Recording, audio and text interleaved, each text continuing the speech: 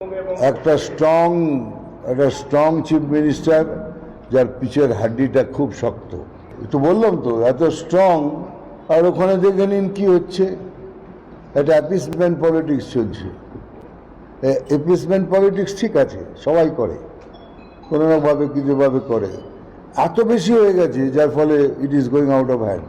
দেখুন, আমাদের সংস্কৃতি খুব স্ট্রং, ভারতবর্ষের সমস্ত জায়গায়, সমস্ত রাজ্যে, নিজের নিজের রাজ্যে তাদের সংস্কৃতি খুব স্ট্রং।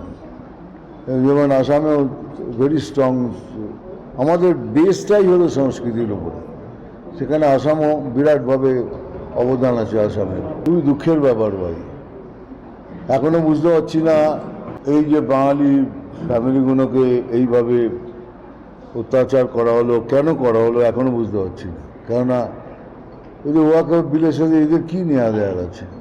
এখন তারা রাস্তায়, মানে ত্রাণ শিবিরে খিচুড়ি খাচ্ছে, যেটা খুবই দুঃখের। কেননা ওদের হয়তো ছোটো কুটি ছিল, কিন্তু তাদের জন্য ওটা মহল ছিল, কিন্তু আজ তারা সেখান থেকে নিয়ে ত্রাণ কুটিরে সবাই খিচুড়ি খাচ্ছে। Very very sad situation. এটা যদি কন্টিনিউ হয়, I appeal to home minister to have president rule in Bengal. আর তা যদি নাও হয়, তাহলে এইটুকু রিকোয়েস্ট রেখেছি যে ইলেকশনটা যেন মিলিটারি রুলের আন্ডারে হয়, তাহলে ফেয়ার ইলেকশন হবে। আর আমরা ফেয়ার ইলেকশন চাই, আমরা দাঙ্গা চাই না, মারামারি চাই না, কিচ্ছু চাই না। বাট আমাদের ভোট করতেই দেওয়া হয় না। যুবকদের কাছে কি মেসেজ থাকবে?